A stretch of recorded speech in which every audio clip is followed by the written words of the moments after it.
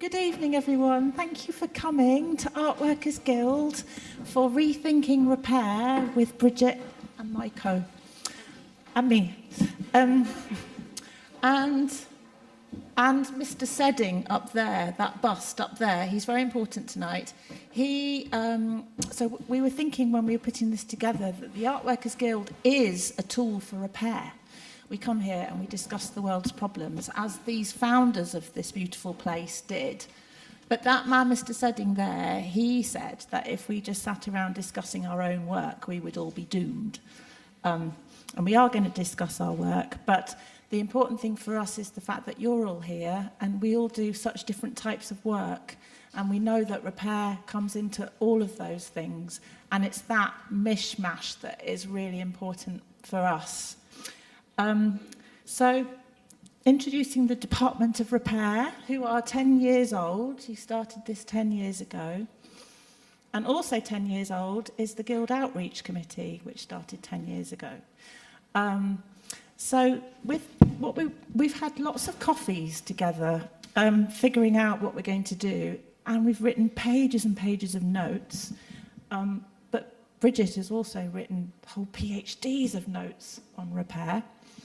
And Maiko has mended so many amazing things. We're going to show you bits of their work. Let me follow my notes in case I miss important things. Yes, we're going to do a bit of that. And then we've given ourselves a task which we'd love you to be involved with, which is to try and write like a lexicon of repair to put in the Guild library, just to have some sort of first place to, like a word dump of brilliant ideas, which we've started here. So this is the result of our coffee mornings. And then there's lots of piles of cards here. But if you're listening to these conversations and words stick in your head and you think, oh, that's me, I've been there, would you mind writing it down and just get up out of your seat and come and write it down? And then we want to be asking you all about that. And if people have brought things that are broken that need discussing, this chair broke last Thursday. It's been here since the hall was built. This needs discussing. Nicholas is here. He experienced the terrible thing firsthand. Yes. Anyway, so to start with, can I introduce Maiko and Bridget? And Maiko, you've been really instrumental in bringing all of this together this evening. And I know you've got a sense of a great possibility of what there is with all these beautiful people that are mending things in all the different ways. Can you tell us a bit about your inquiry and what you are looking for with the Department of Repair? Okay, everybody, thank you for coming this evening. And yeah, I mean, this is really about the conversations I have had with Bridget over so many years. It's over actually like more than 10 years. My wish really is that, well, I have to say that at the very beginning, when we had the first original, the Department of Repair show, the context was that we wanted to do that for our student we were teaching. And it was really about looking at accessibility of skills, breakage as possibilities. But over these 10 years, so much have changed. In my own practice, I have left the teaching job since. And I would say seeing at the breakage or opportunity for repair as a possibility, you know, for understanding, to kind of look at things in different ways to understand something that is bigger than the object itself. And that hasn't really changed. And I work as a sculptor now, and I also curate shows.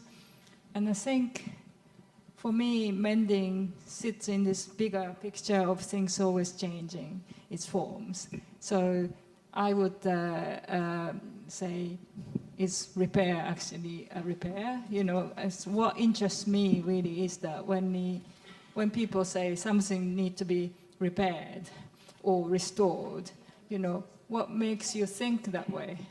I'd like you to ask the question.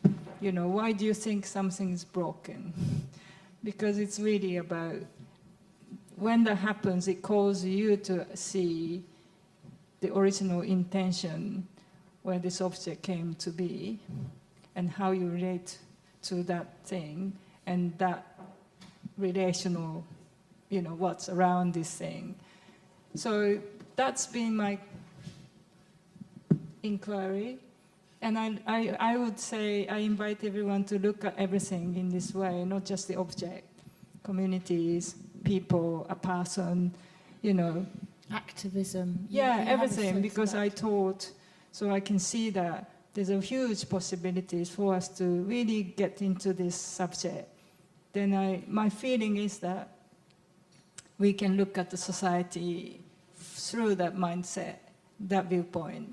Then there's something very powerful there that, somehow we can find a way to empower us. And as makers, we all have the seed in us. And that's my hope, that we can, expand this community and the conversations, just looking at what we do and how we can activate more in others. So, Maiko, we were thinking when we were discussing this earlier that we probably all come from different families of repair, and maybe where we come from, in how we've learnt things, and we put together. Oh, great! Thank you, Gareth. We put together these 3 words, and Bridget, I wondered if you could talk to us a bit about. Did Etty press record? Good point. Yeah, evening is broken, needs repairing. Bridget, Maiko can go and ask her so you can talk about the conservation. Brilliant. Okay. So, Bridget, you described to me brilliantly. I was trying to tell you where I came from in my family, and I come from a family of restorers. Yeah. And then you came up with these 3 words: conservation, restoration, and preservation. I didn't come up with the words. Oh, originally. you didn't make up those words. You're going to rethink these words for us, please. Yeah, I think those 3 words have circled around in my head quite a lot over the last 10 years or so. Sorry, a bit more. Oh, press the record. We are recording. Okay. We'll have to edit out an interlude backwards and forwards.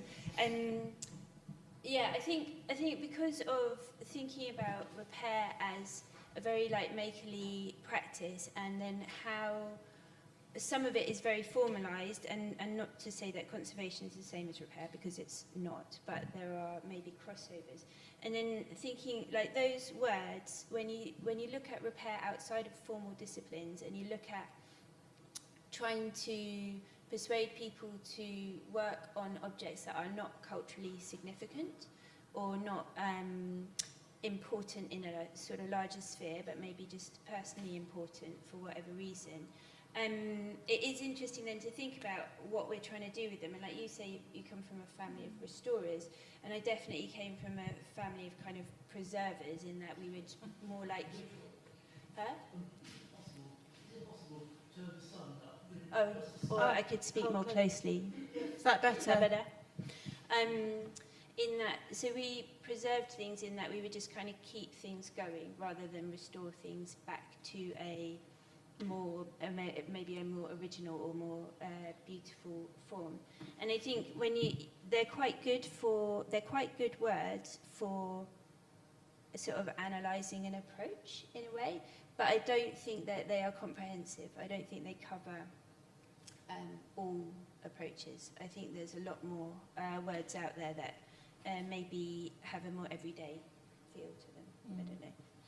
Yeah. We put here, and I think somewhere we've got a slide of you as a child up a ladder, Yeah. Did we manage fixing I a don't know if I window. managed to Did put we that find in. that? Did I? I don't know. But we love the idea that you come from a family of, Sort of preserves. you're the preservers, Yeah. and yet they sent you up a ladder at a young age to preserve a window. Yeah. But there's something very poetical about that. So we're really into the idea of, I don't think we got the picture. I'll yeah, find it if you in can a minute. imagine Bridget up a ladder when she's very, very little. Reputtying a window. Yeah. But we talked a bit about putting all of these words back into a box and then Yeah. bringing into something a lot bigger, which is more the poetics of repair. Yeah, and maybe also the pragmatics of it as well. I think like these are quite, if you look at them in a formal sense, conservation and preservation, restoration, they are quite boundaried.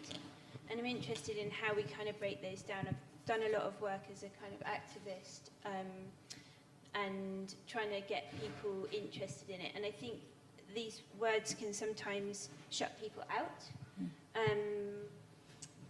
I can't remember what you asked me. I don't know if that's We were talking about the poetics of Oh, the repair, poetics of and I mean, you make artworks with it, and it's Yeah. like your repair takes you to another place, doesn't it? It takes me to another place because I like to intervene with things that already exist. I like materials that I've found or that, and I like to see inside things. So it kind of, I guess in some ways repair stops me from taking apart things that are still good or new, if you see what I mean, because it allows me entry points into objects and to understand how they work or like kind of operate in whatever way.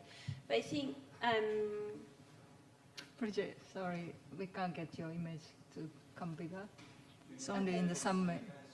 I don't think that matters. Should I? Well, okay, I'll try that. Too. Yeah, carry on. Yeah, Should we talk about flow?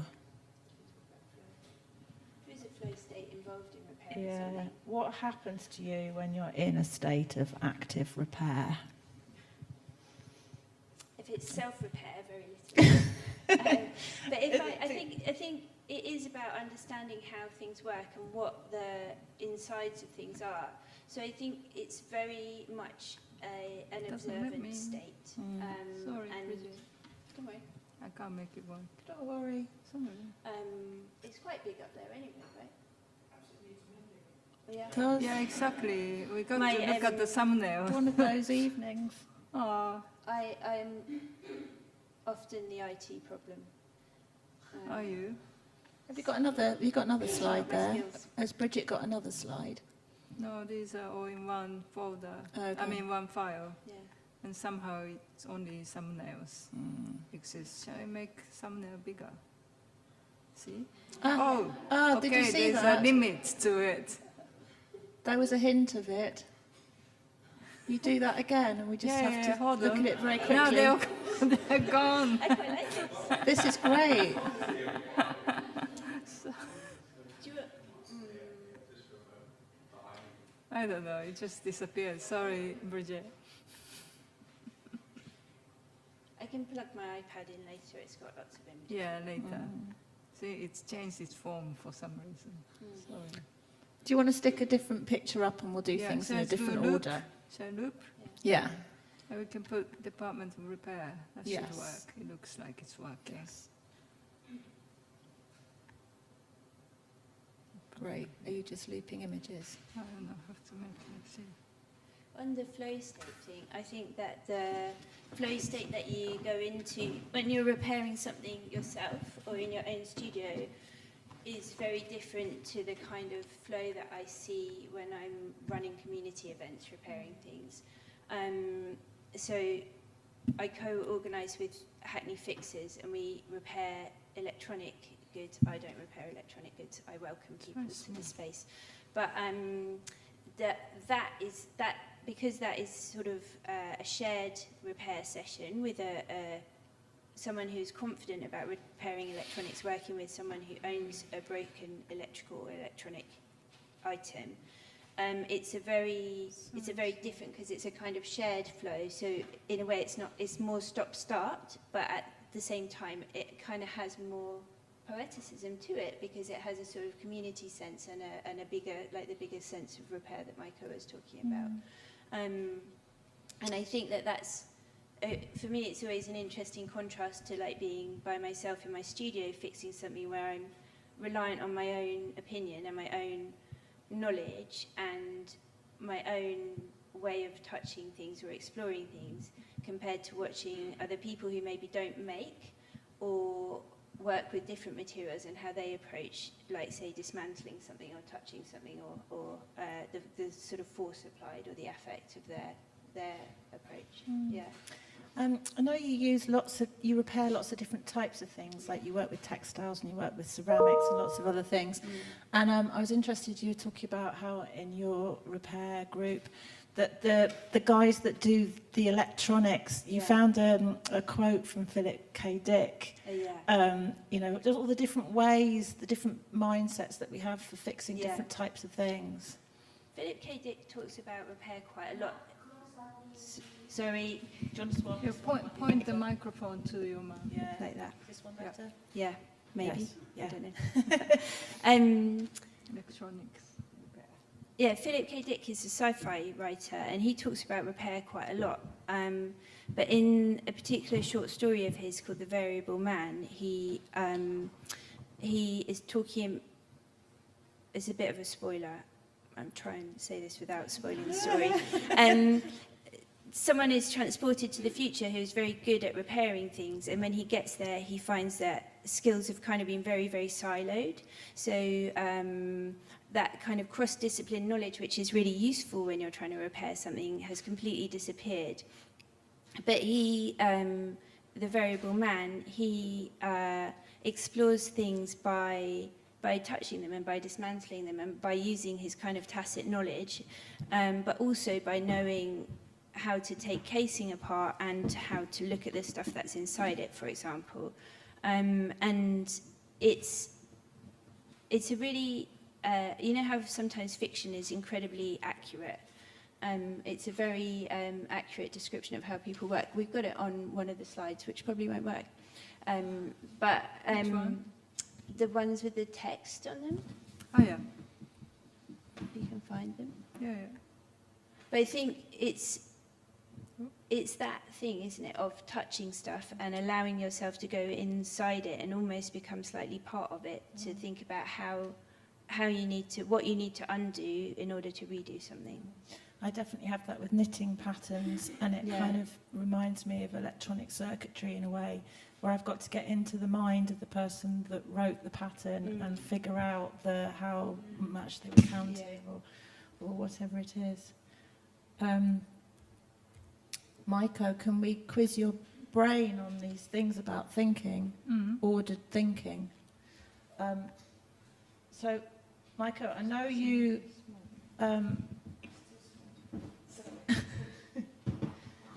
I know you're really conscious of all the different ways that you order your thinking when you make stuff, and I'm not sure if you've got a slide of it, but I know that you mend crazy things where you've got hundreds of pieces and you've got to embrace all this doubt and you've got to think lots of different things at once.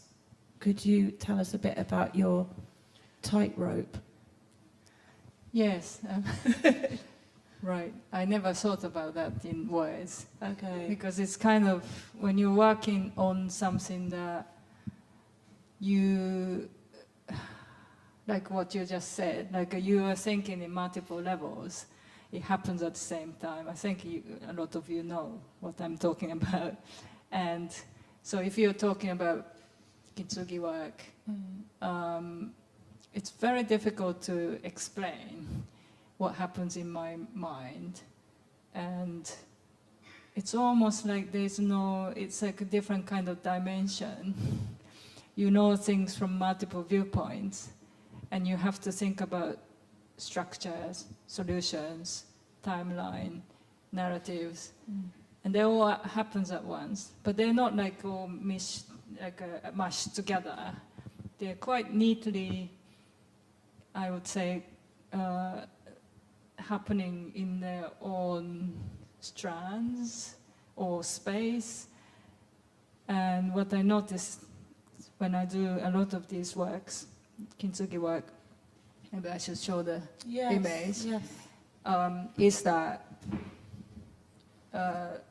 time and space seem to be the same thing. So, yeah. So, Maiko, just to put it in context, like, what is the biggest number of broken pieces that you can pull together into the right shape? I think it's this one. This was 52 pieces, I think. And this picture actually is, it's set as an automatic. I I have to go back to And the Maiko, first. what can go wrong with this? Like, if we were to do this, Yeah. I just imagine You were that to do it. if one piece is slightly wrong, So it's many things, but especially one thing I would say is that the pieces start not matching. And I had to do a dry run once without any glues. I'm sure a lot of you would do the same. And you know, if you are versed with different kind of, you know, working with different schemes and what's the word, you know, how things work, and you have kind of a library of experience in your body and the mind, so you know naturally what to do. And this one I had to reconstruct it with tapes, no glue, and then take them apart, thinking about where to start. So this is actually separated into different parts of the sections of the vase. It's a vase. If I can show, I mean, this is kind of halfway through. So I had to have them in groups so that, you know, I don't have to look for pieces and again. But in this process, what I saw is that because it's a thrown piece, already so much happens, you know, in this process, just me and the vase. I think about this throwing process and the glaze, and because of it, I would know where most pieces are, because of the movement of the throwing, how the glaze behaves as it's broken, because once it's in the right place, it's exactly the right place. So it's actually much easier than you think, you know. So, and I am very good at doing jigsaw puzzles, and I really like it. So it's like a three-dimensional. yeah. Because you understand the throwing of the pot to begin with. Yeah, I also throw pots, but Or trying to break it. well, then another thing, the interesting thing is, I had the thought that I am maybe the first person to see the inside of the, well, not first person, one of the few people, you know, who's seen the inside of it. And also the story of how this vase came to break was really interesting too. So like each project I do just gives me so much.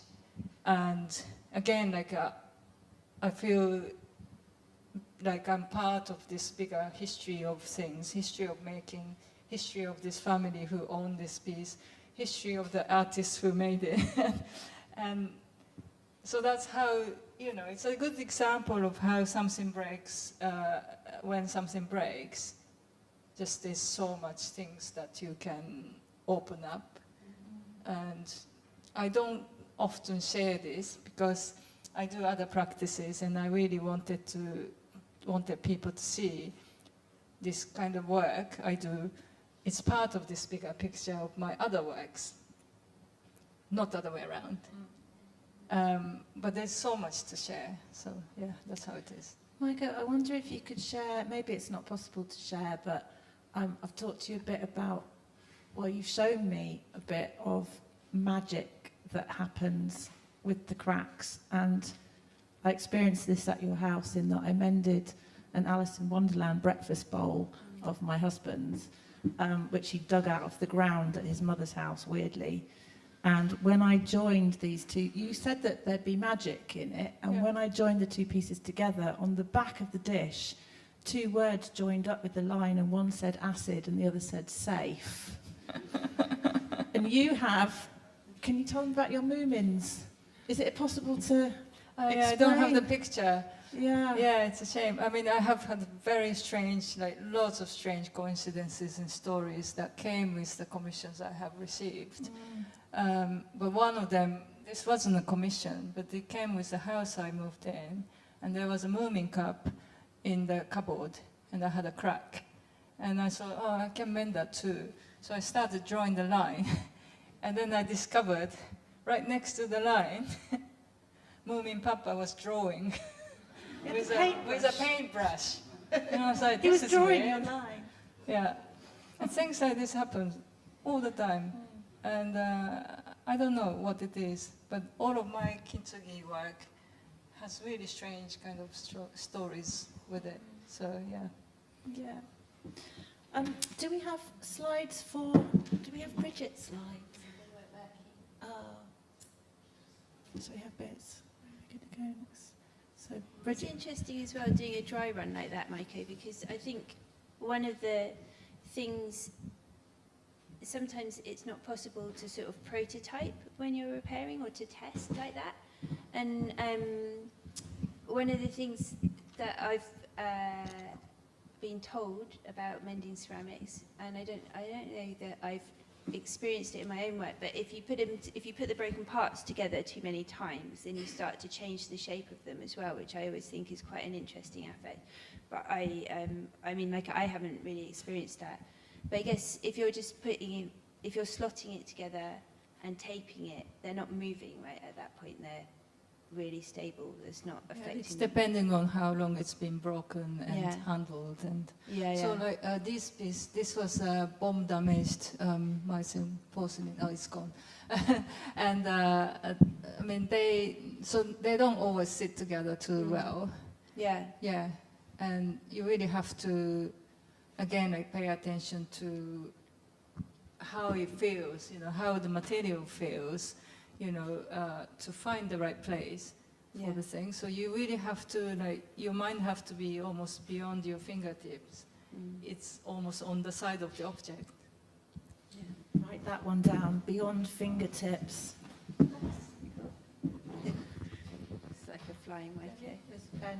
Sorry, Ben. I managed to put my hand up Ben, and who contribute. fixes harpsichords?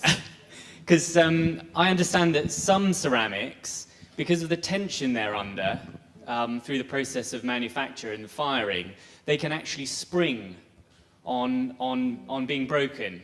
So there's, you know, this a massive release of tension, which is perhaps one of the reasons why they break so dramatically.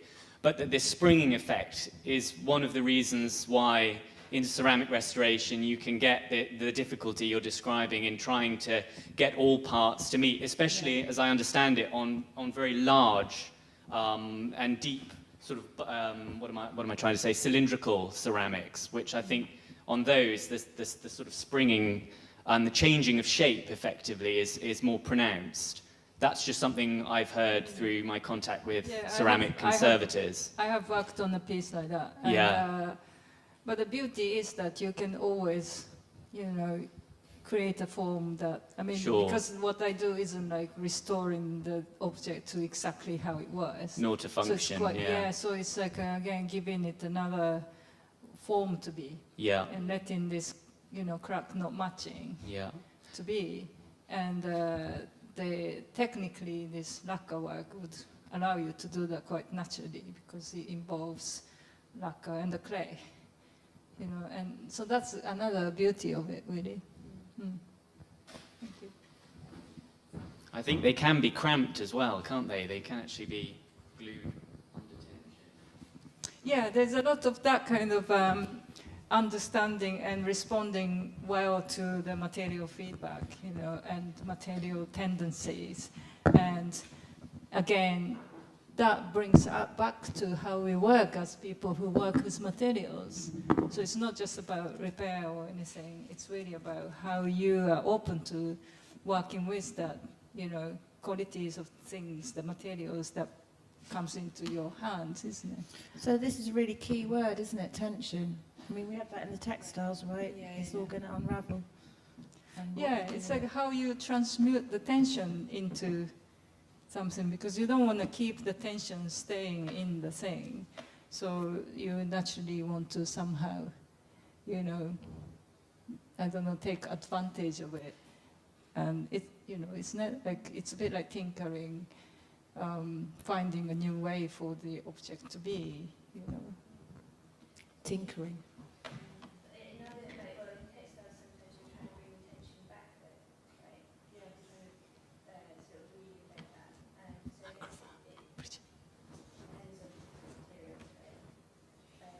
True.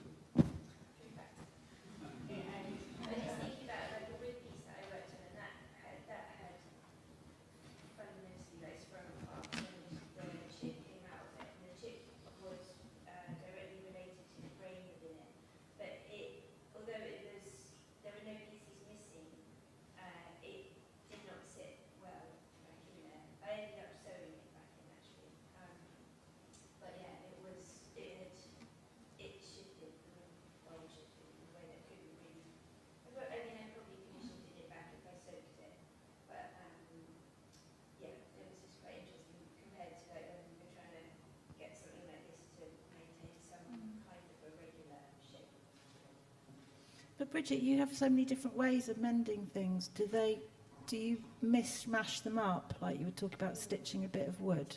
Yeah.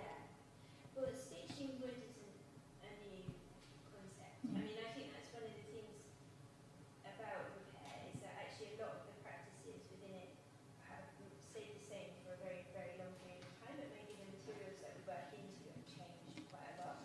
So there are lots of stitched and stapled or wire-bound wooden objects from all different places all through time. But yeah, I'm kind of interested, I guess, for myself to explore how different materials react to each other and different techniques can make objects appear sort of unusual. And I guess because I want to provoke interest in insignificant items, in items that we might otherwise decide to throw away, and make them seem like they are important. You know, many of the things that we throw away very easily are made from precious materials and extracted materials, and so actually making them look provocative almost, or unusual by mashing different techniques in, I think is a really good way to start thinking, because they start noticing. And you know, there's all that discussion about how breakage causes you to notice something. I think societally we've fallen into a habit of noticing it, being annoyed by it, and chucking it away. Whereas I want us to notice the broken thing and engage with it and bring it back. I can't write this down fast enough, Bridget. Provoke interest. Mash techniques. We've got more in-depth classes in relation to this. I lost my thing. Also, if anything comes to anyone's mind, maybe they can say it aloud.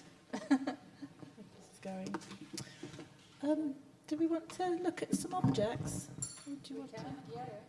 Or does anybody want to add anything? Yeah, just got a question here.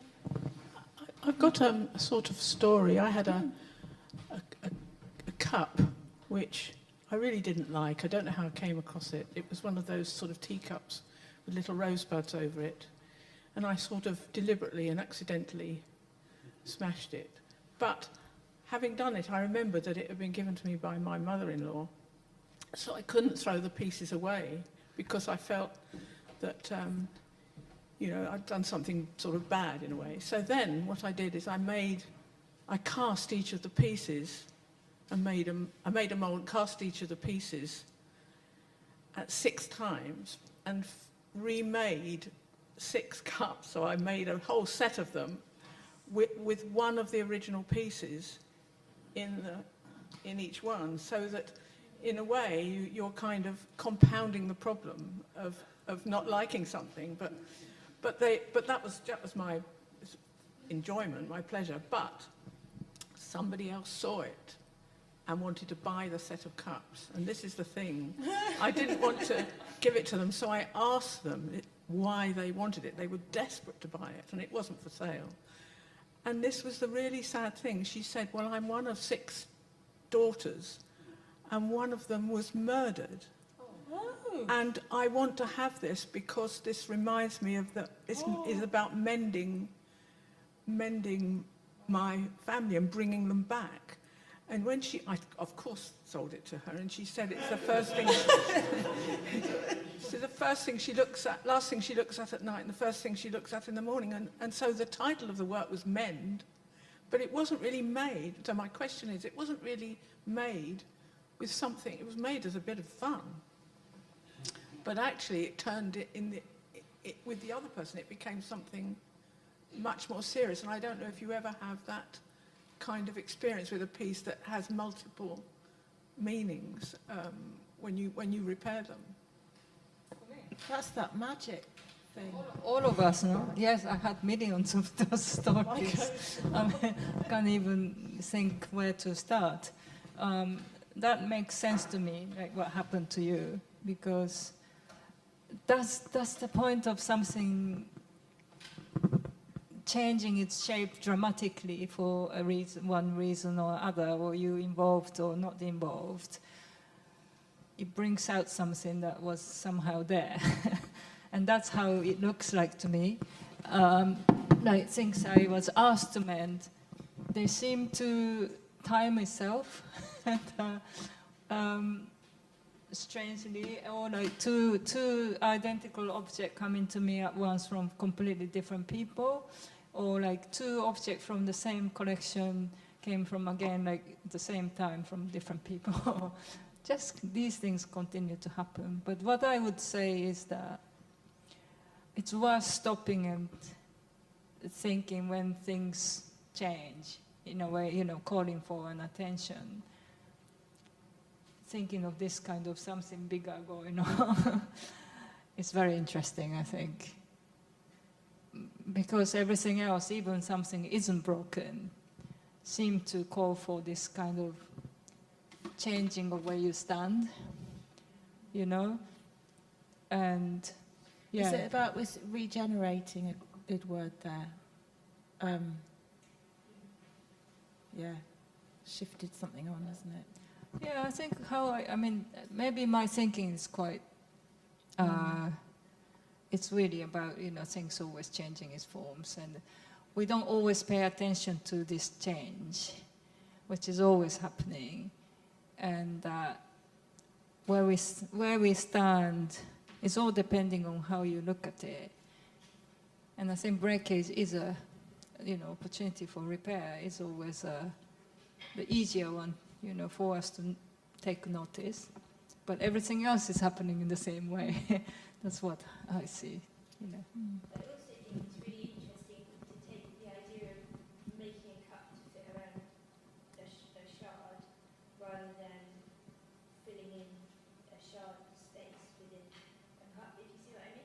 Like, there's a really big sort of dish in the V&A which had a section missing from it, and there's a new piece has been made and fired into that space, which is really the opposite of what you were doing, right? And I think that's really, like, to take something small as a provocation for making something new and sort of bigger around it, but also to take something and then kind of multiply it. I think it's a really interesting approach to thinking about how making and repairing interact with each other, right? Rather than just sticking the pieces back together and having a cup that you slightly resent and step back together. It's like, yeah, there's something about making that it's Yeah. itself. Also, I think when something breaks, you look at how it was originally made. You know, often, like if it's a cast object, say, you know, it speaks even more about it. So, like, it takes you back to that point of, you know, things being made, or even before that. Like, it makes you think of the materials that was, or technologies or skills used to create that thing. So, like, again, like, it changes the order of how things are almost, it feels like, you know, like its own timeline. It just starts to become, I don't know, like reordered. It wraps different technologies and techniques and things into itself, doesn't it? I had a student when I was teaching at Plymouth, and he set about repairing the typepieces for the letterpress, in that a lot of the type was either damaged or missing, and so he set about scanning them all, repairing the letterpress in the scan, and then 3D printing them, and then recasting them so that then there were complete front sets for the letterpress that could be used. But in doing so, also generating like a damaged alphabet and digital font that could be, you know, you could use it to write with. And also these kind of like repaired and semi-repaired digital objects. So there was kind of these multiples again, but using very modern technologies to repair an old technology that was hard to get parts for. And it back and forth quite a lot. And that means it can go on and on Yeah, and be exactly. fixed, definitely. Yeah. I'm just showing your image, or images, Rachel. Yes. When I first met my husband, he's got really good taste in pyjamas. And he was wearing his pyjamas, and then he turned over in bed and just ripped it. But I was trying to darn it, like in the sound of the ripping. I can't wear it anymore now. It's too fragile. But I love doing that. Sorry, I'm just trying He to wouldn't show wear the it next either because one. it was in a wool and it was an itchy stripe across his back. But I wore it as a jacket for a bit. Where's the next? And the next one. Is there another slide? Yeah. This one I've got on. This jumper was this was my brother's originally. He got given it when he was 10. And then my mum wore it for gardening for ages. And I'd never really liked it. But I cut off the neckline. It was just the wrong shape. It was like one of those Shetland jumpers that wasn't knitted properly. It was like fabric that was cut and overlocked. But I took I'm a bit of a knitting nerd. But I took the ribbing of the neck and took it and then put new cuffs and neck on it. And I feel it's a bit more authentic now. I wouldn't want to meet a Shetland person in what this jumper was previously. This one, Maiko, I put this one in for you. This is when I went to Japan. I took my mother-in-law's jumper, which was a horrible jumper, really. It was polyester rib, and both my in-laws had worn it for many decades. And but I wanted to turn it into wood somehow. As I was darning it, the holes became the knots in it, and I was doing it with this mohair. But then this was a bit naughty. I shouldn't have put it here. It's on that little table at the Kanjiro Kawaii house. Yeah, in his house. I put it on the table. No one was looking. But I haven't resolved this jumper yet, but I feel like I want to turn it into a piece of wood. Because it's not wearable. It's not, I don't know. Yeah, immediately my eye went to the wood. The wood is much nicer than the jumper. It's really interesting to hear you guys talking about fabric or knitted garment repair, because I'm much more used to furniture and product repairs and ceramics, so that's a bit later, because my community is really largely design people, so we do look at something more engineering type things or furniture, and there's so many genius solutions or alterations we do, and that that mentality, I think it's really important, because it's really about openness, but also having this whole index of how things work, and that's so important, and yeah, I think it's nice to bring everything together, not kind of compartmentalized by different materials or different processes or different practices. And we need something to bring all of these together to really look at what this mentality, maker mindset we used to call me and Bridget, is. It's really about openness, receptivity, and willingness to understand, and I think and curiosity, and also finding a better form for something really satisfying, and it's not about just practical functionality. Maybe it's emotionally satisfying too, all this, of course, story part of it is important. And I have seen so many examples of this kind of thing, you can call it in many different ways, but I think repair brings all these ways to look at things together somehow. So, yeah. I think it also allows I like to think of those people as being nice and caring, and I think it allows for us to play into our kind of caring tendencies, which are often not.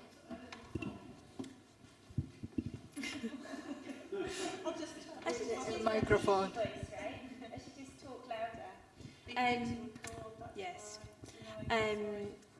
I think repair as a practice allows us to play into our caring tendencies, which we're not always allowed to display societally or are sometimes discouraged. And I think it's an outlet for that space as well, that you can tend to something and sort of allow that care to have a space where it's permitted to exist. Tendencies. Yeah. Has anyone found any words? Is anything sticking in anyone's brains? Yeah, Sea of that words. kind of, I just thought about we can connect to that with solution oriented thinking.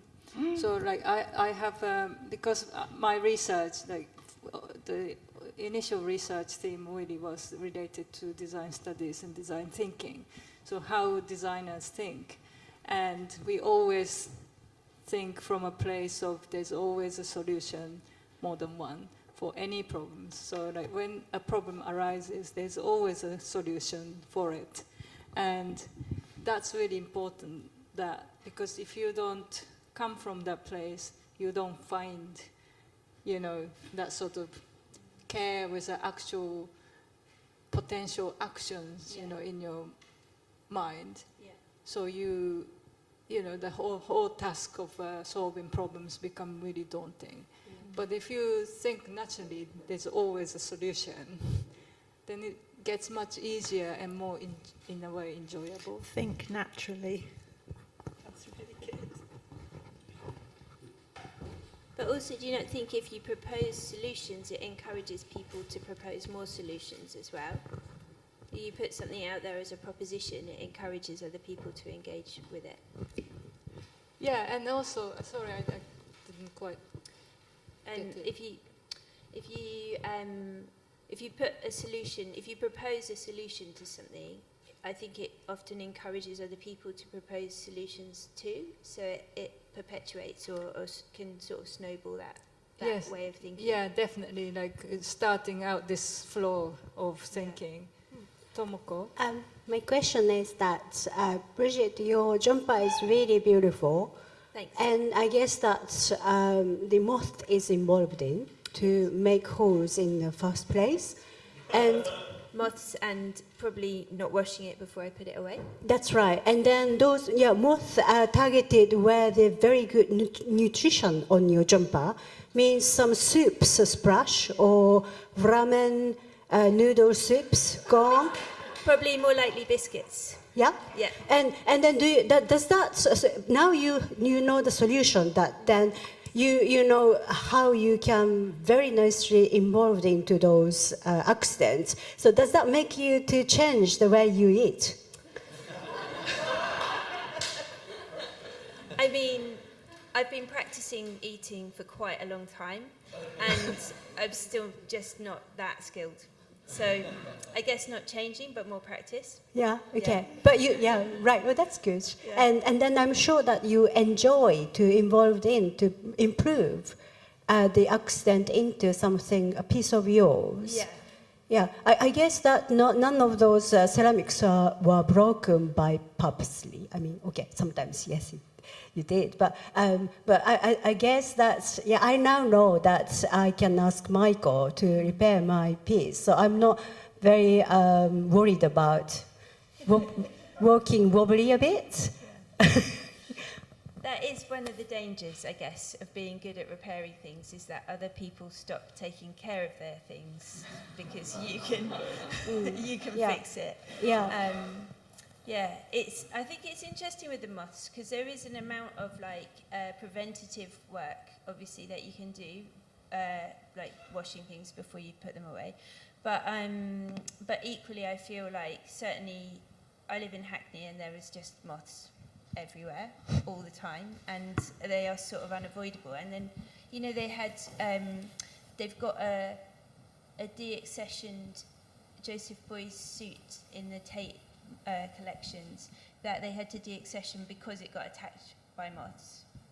And I think nowhere is immune to moths. So whilst I can't really defend my domesticity, I think I can also say moths are everywhere.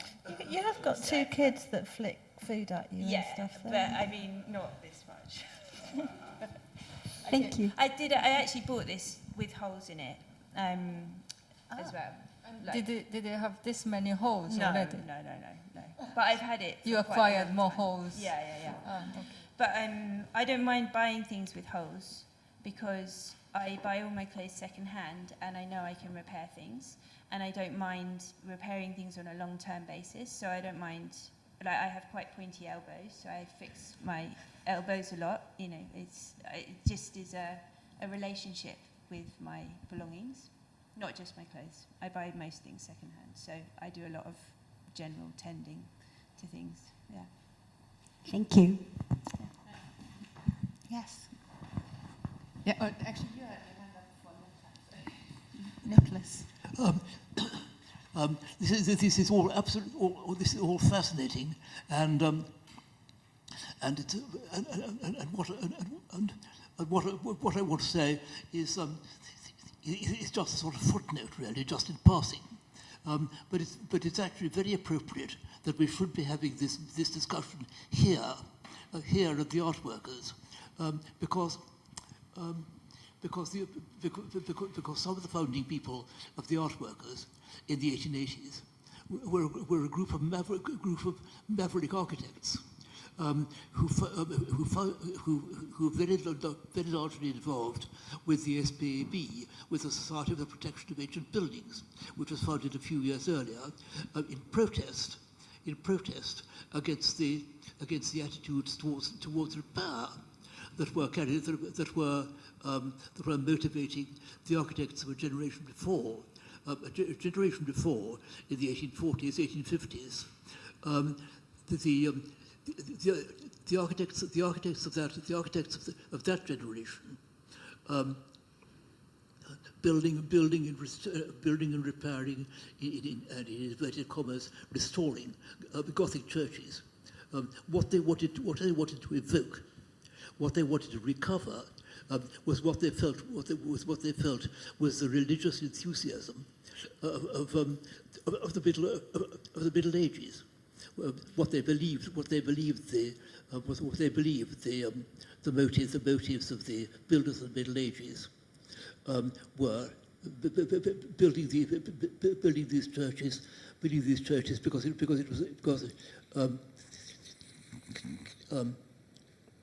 building these churches to the honor of God, and so therefore by restoring them absolutely line for line and repairing anything that they could, repairing or replacing anything that seemed to be missing, then the churches helped to sort of re-Christianize England. By the end of the 19th century, the attitude to old churches among advanced architects and lots of other people as well had completely changed. It was they were no longer seen so much as relevant in terms of religious belief to the present day. They were valued as works of craftsmanship, and therefore to interfere in any way by means through restoration. To interfere in any way with the work of the medieval craftsman. That was not acceptable, and William Morris, of course, he was the founder of the SPAB, which was always known as anti-scrape. So the different attitudes of the generation. I don't know that I'm explaining this very clearly, but the different attitudes of the generations to restoration is really interesting. I think you see it. Sorry, I think you can see it now as well in the conversations around rebuilding Notre Dame, like whether you restore it back to its former glory or whether you do something different because of the damage, or more contemporary, or so on and so forth. And also, I think I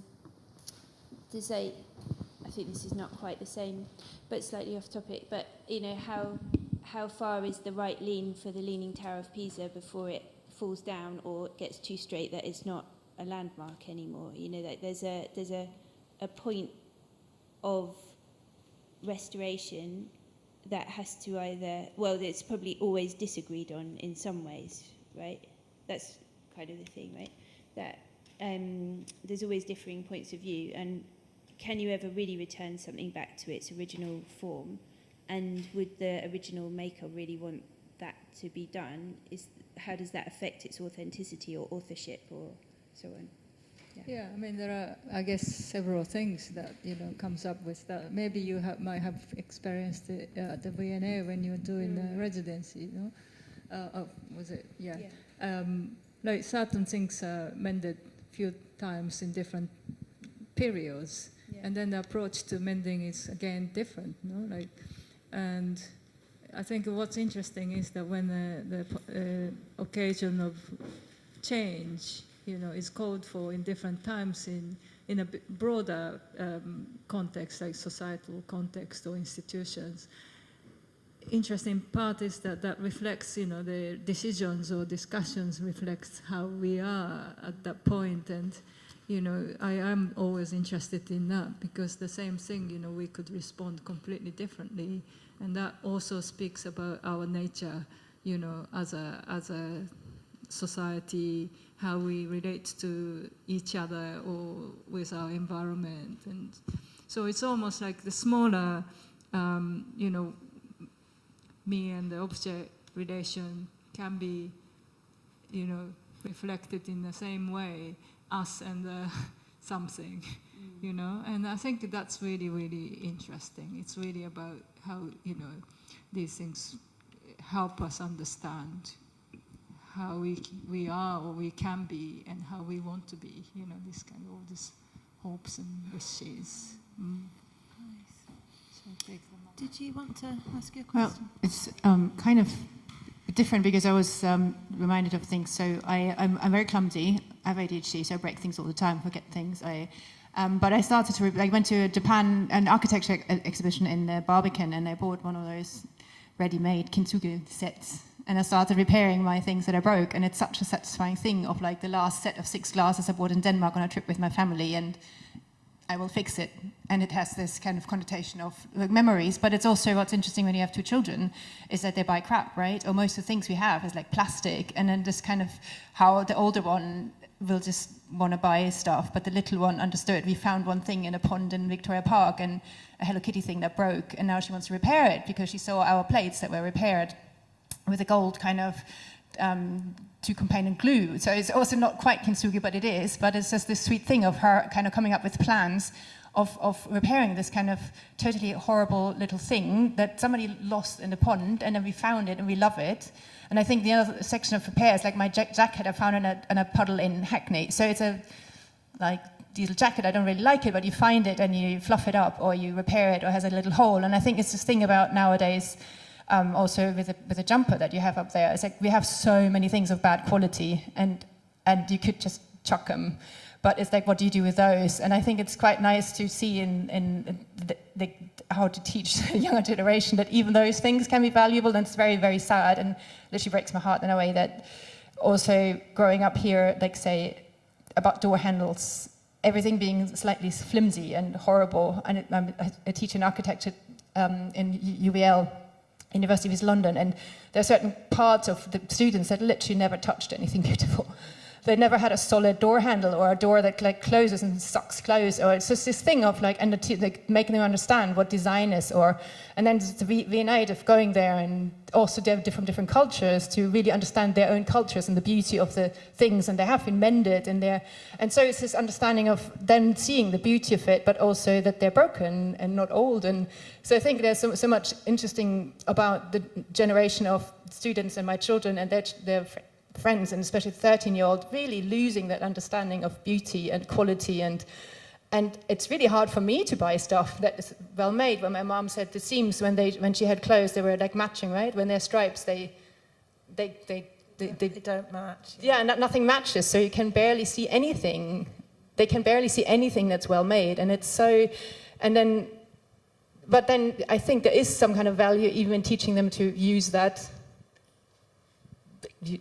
jumper and do something with it.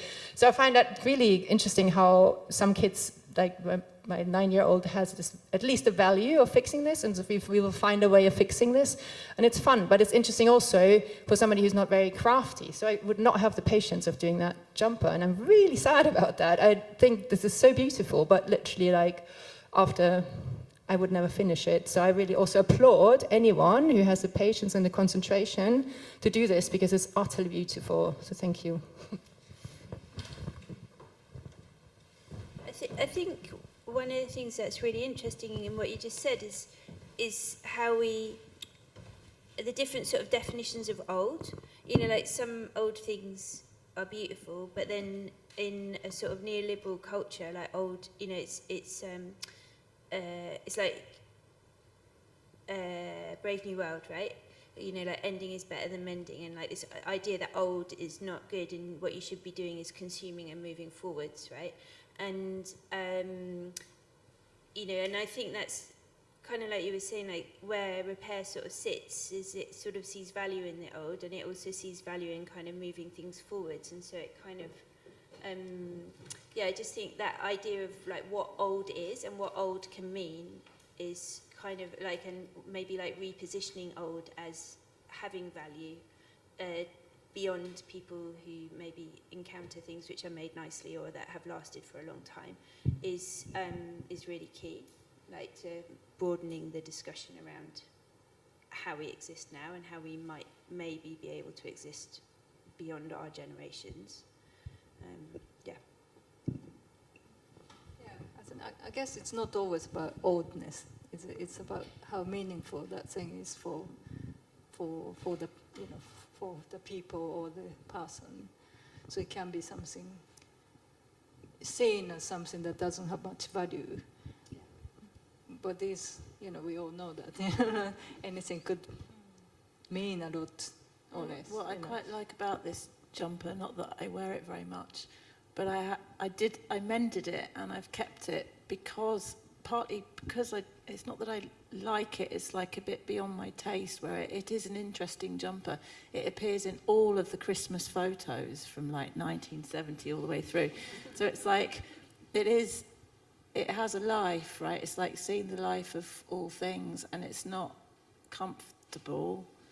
It's awkward. There's a phrase by that African philosopher, I've forgotten his name, but the way isn't forward, it's awkward. And I quite like that when you're thinking about progress. You're saying about progress that we always think we've got to better something, but I think it's quite interesting to wear something that's a bit awkward sometimes. Because like, oh, that's an awkward jumper you've got on. Well, yes.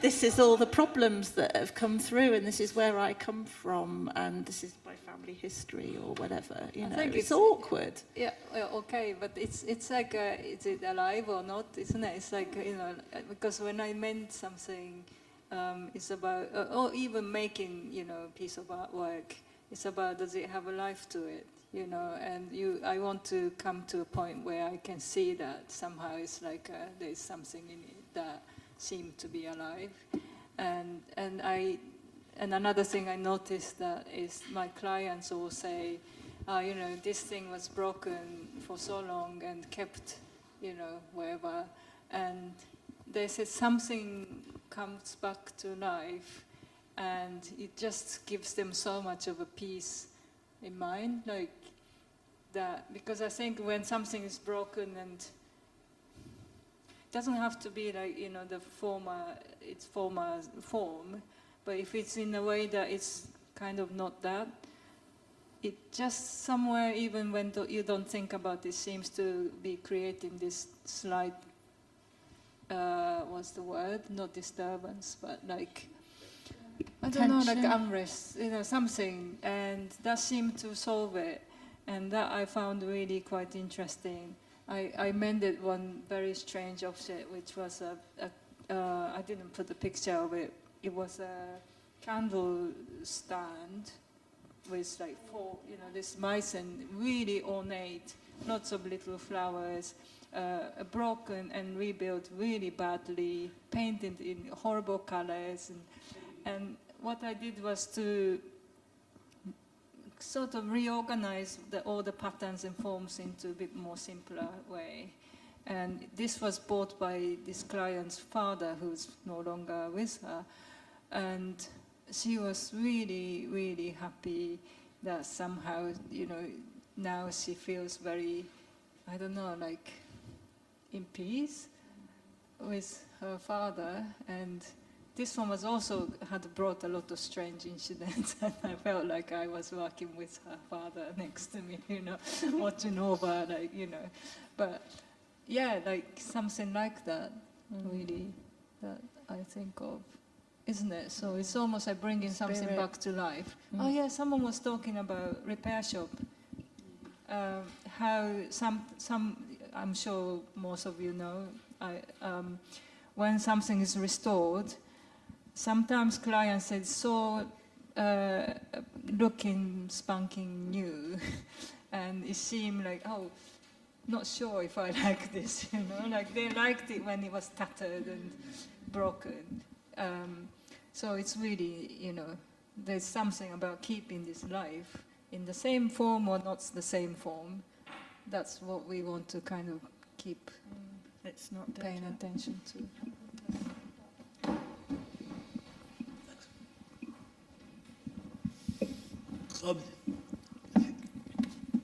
We're all familiar with the three words which Rachael read out at the beginning: conservation, preservation, and restoration. But it seems to me there's a fourth word, which is very largely what we're talking about: transformation. Yeah. Transmutation. So true, isn't it? Can I prompt you with this, Maiko? We wrote imperfection, and then we said that imperfection and perfection have to be crossed out. Why did we do that? Well, this is often brought up in the discussion of kintsugi. There's another one here, raising concerns. We've cancelled raising concerns. Well, then I when we were talking, I said I find this, what was it you say, discussion? Question of perfection and imperfection is a non-question. I think it's all relative. And so often things, that coming from Japan is described as this love of appreciation of imperfection. But for me, it is like, what is imperfection and perfection, really? And so that's what we were talking about. And it seemed like a non-question to me. Mm. I mean, it's so relative. Really, really interesting word, though, isn't it? Definitely. Invidious. It kind of creeps into your understanding of everything. I think there's a kind of perhaps there's something to do with industrialization. Industrialization has habituated, I hate the word, consumers to a certain kind of flawlessness in the products that they consume. And there's an awful lot of consumption of flawless products going on all the time. And it's like there's this sort of a perfection meme that's crept into the collective consciousness of industrialized peoples, where there's an expectation of this flawlessness in everything that they buy. How many people actually buy things from charity shops anymore? Half of what I'm wearing came from charity shops. You know, I mean, I think if we took a show of hands in the room, it would probably be a surprisingly large number. But if you took a show of hands in society at large, yeah, I think you'd probably find that, that people look down their nose at the very Should we idea do of it? reuse. Should we do it? Who's got something on from the charity shop? Because it's a class thing as well.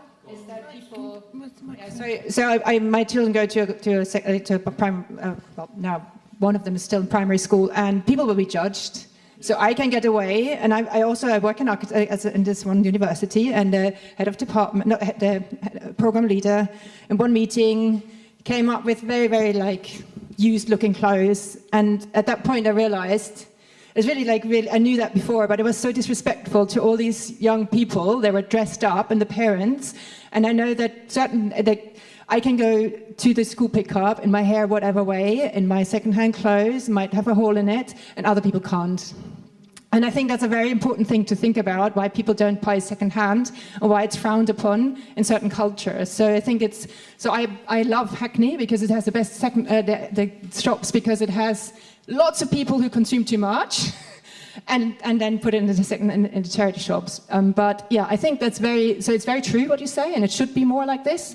But there's definitely a kind of connotation who gets away with it and who doesn't. And that should be different, but it's not right now. So I just wanted to say that. Sorry, I wouldn't. I think that's really interesting as well, because there's a lot of discussion around very visible mending, and that was like, you know, very kind of popular sort of thought and exciting thought in a lot of ways, and it definitely has a place. But when in the community events that we do, which we do with the Hackney Council, you know, actually really what is needed is more invisible mending skills, or as close to invisible as possible. And it's interesting as well because, okay, so that facilitates that sort of perfection and that neoliberal kind of drive towards that, but also the necessity for some people, like, you know, if you go to work, I mean, I work in a university and they don't really care what I wear, but you know, like when I worked in a bookshop, I had to look a certain way, you know, and if I'd gone in, say, with this jumper on, I wouldn't have been able to do that. So there's like those kind of elements, but there's also the fact that it's very hard to repair a lot of things in an invisible way because of the way they were made in the first place. You can't, you know, there isn't any extra fabric on the inside of a seam that you can like take off to make it, you know, to make into thread to do an invisible darn. You can't get into the inside of a, I don't know, like a toaster, because it's a sealed unit and there's no screws, so you have to crack it to go into it, you know. So it's, I think there's a lot of need for less visible or more invisible, whatever, repair work and repair skills, but it needs to be preempted by consideration of repair within the industrialized making process. Yeah, that relates to design circularity, isn't it? Really building in the possibilities for repair, for sure. That's so important. But also on the consumer side, that we are exposed to more models of, you know, possibilities of repair. So on both ends, I think it's very, very important that I need to have some change happening. It's possibilities, it's also an invitation, isn't it? Yeah. I mean, I was just thinking that, you know, I mean, you know, having worked in design, not so much now, but always that's been the problem. The industry is so huge as a whole beast, you know, it's moving its own way that's, you know, begun so long ago, and it's still running in this kind of based on the ideology that's different to how it is today. So it will take time, but I think it definitely is important that we advocate this built-in possibility for repair. So, yeah. Yeah, I wanted to go back on the perfection thing, just to carry on the perfection thing, or just another angle on it. It's kind of very subjective, isn't it? You know, like what perfect is. When you told us the story about the Moomin pottery and the line and the fact that the brush was just on the crack when you put it together again. To me, that kind of rang true to perfection in a funny kind of way, you know, that the crack occurred in just that place to kind of make the story whole. Yeah, so I mean, I think, you know, sort of it's definitely in the eye of the beholder, isn't it? Perfection, you know, because when I look out there at overconsumption, I see that as I don't really see that as perfection at all. But I see other things as perfection. You know, there's a sort of less material and maybe a slightly more spiritual kind of awareness of things moving towards. Yeah, I think when we were discussing imperfection, I just thought, because that one we were talking about earlier is just one name to an aspect of perfection, because we all have had moments like, oh, say this is perfect, you know, and that nobody would say, yeah, not everybody would say, well, that's my idea of perfect, you know. So it's something about this, coming back to the one that we were talking about before, this aliveness in things, you know. Is this thing alive? You know, this has it got a life? Or has it make you feel there's something that's kind of moving? You know, so like what you were saying, this flow of something, is this moving? And I think that's what you want to look for somehow, that I think the kind of flat perfection, you know, lifeless one, is an idea. I think it's not the actual thing that we are actually engaging with fully. And I think that's coming with this consumer culture and, you know, industry wanting you to consume almost without thinking, you know. So it comes from that judgment. It's not like actual connection to things, you know. Anyways.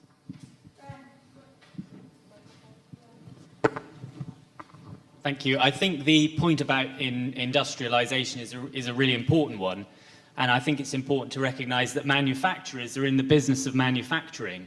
It's not in their interests. It's not their line of business to repair. And it's one of the things that I think sits so uncomfortably with manufacturers.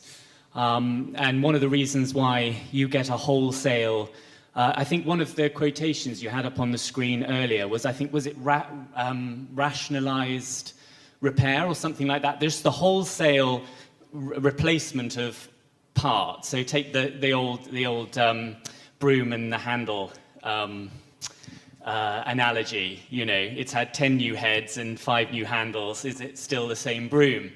And I think what's quite interesting, and I think for manufacturers, that has some mileage, because you just produce, say, like Apple, a whole new top desk, and you just replace that. I mean, as some of you know, I work with keyboard instruments. So Steinway, for example, will give you a whole new top action, so you'll get a whole, you know, new set of new hammers and all the rest of it. And that's easy to do.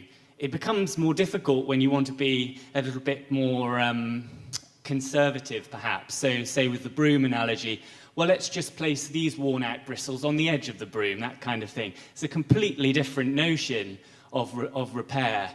I think one thing that struck me in this discussion, in my work, which is primarily with historical instruments, is how much intrinsic material value plays into these processes.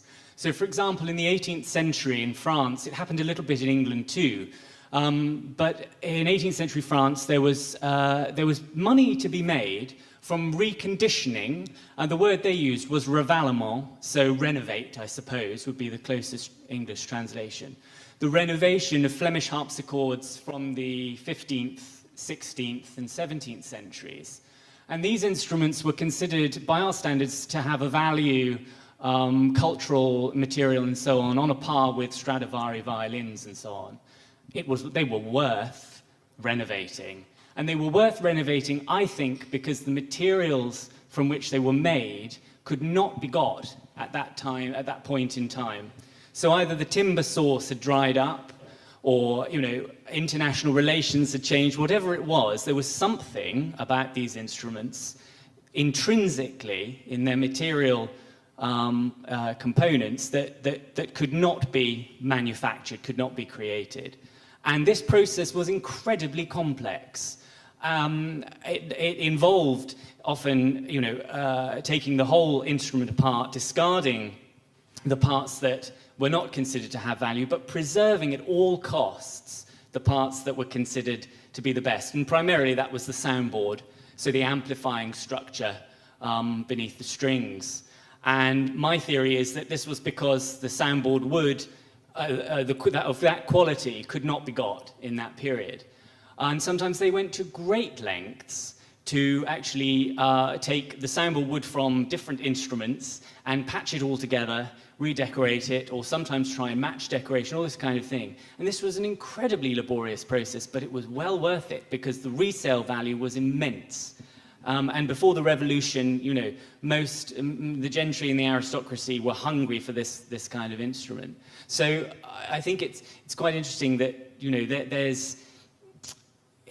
what we say now about some of the objects that we're repairing, which may not seem to have much value to us, in the future, we just don't know where things are going to go. You know, perhaps, you know, a wool jumper. I mean, as far as I'm concerned, a wool jumper, a pure wool jumper, is a thing of great value and worth repairing, most definitely.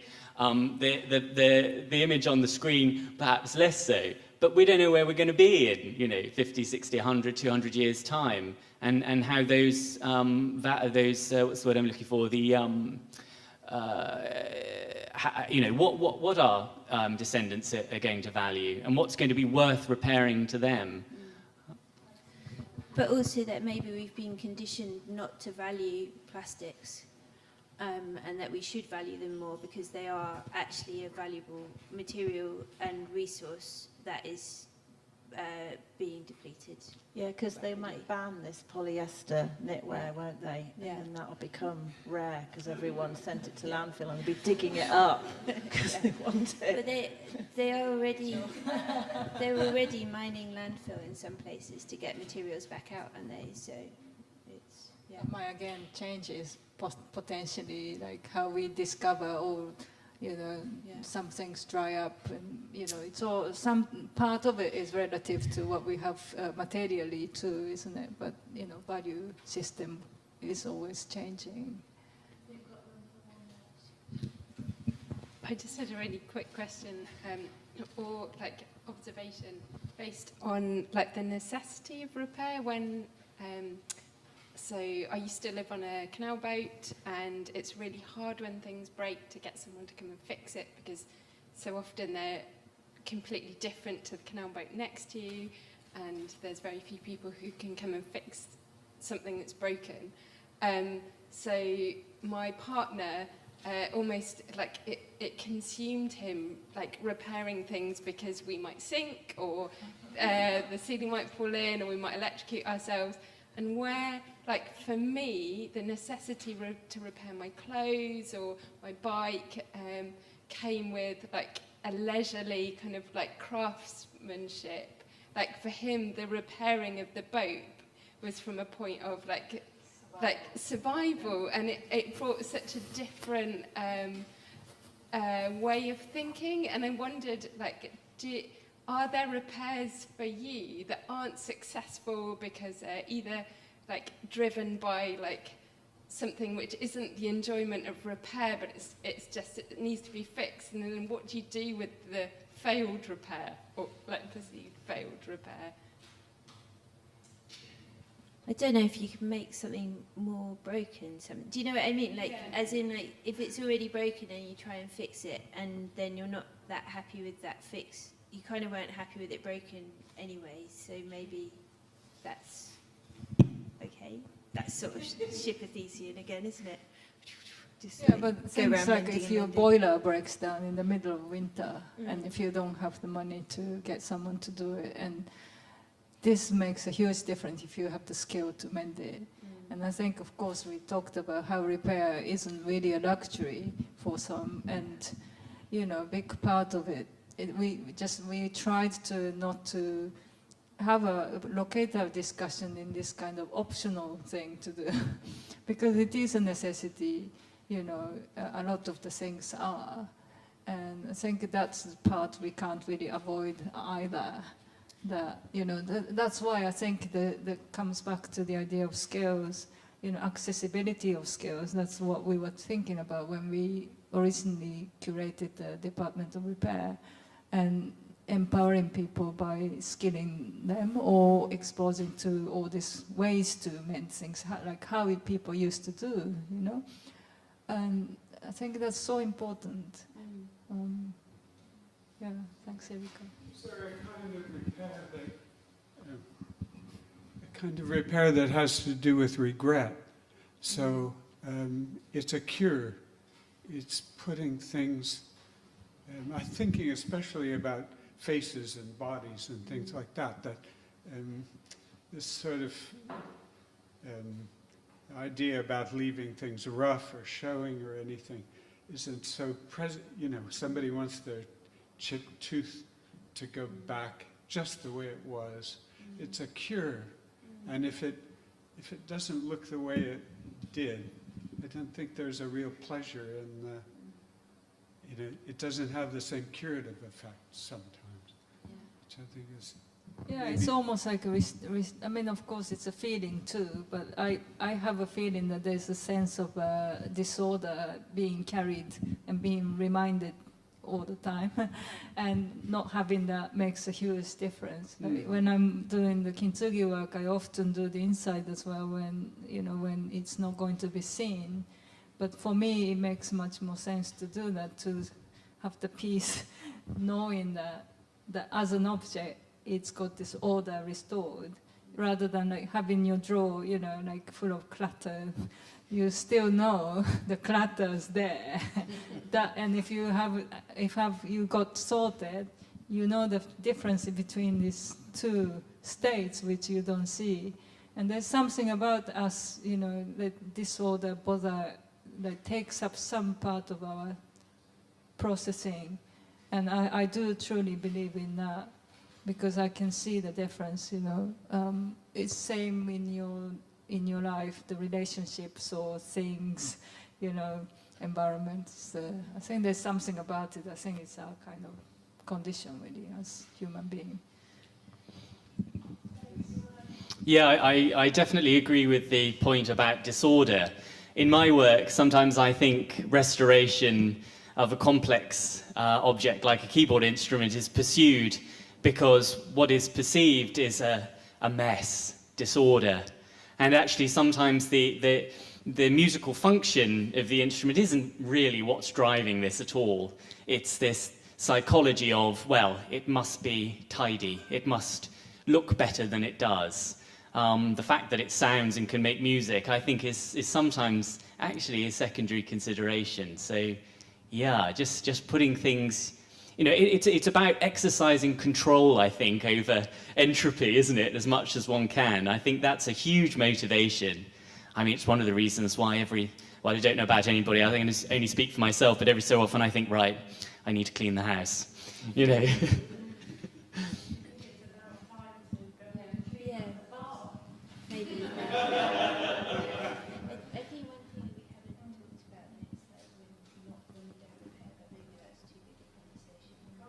We need a part 2, really. For not repairing. Bridget was just saying part 2 should be for when we don't repair. Yeah, when we don't address entropy. So you guys are moving to, this is all moving to the Crafts Study Centre, you're doing something there. Yeah. Should we talk about that? Yes, this is all of this is heading in that direction. It's heading to Farnham in a bit more of an organised fashion than this. You probably know the plans slightly better, Maiko. Do you want the... No, I don't. So February next year, yes, will be actually the 10-year anniversary of the Department of Repair opening as a exhibition and sort of exploratory space, and that is also when the show in Farnham will open at the Craft Study Centre. And I think we'll have some of their collection in Yeah, amongst? the idea is to look at their collection archive and see if we can bring something out as a conversation piece. Yeah. So it's not going to be like a massive show. No. And we wanted to expand we just wanted to create a space for more conversations, Yeah. which hopefully will lead to more actions. And Yeah. so it'd be nice to broaden the And a community. different lens to look through their collection with, through. Yeah. Thank you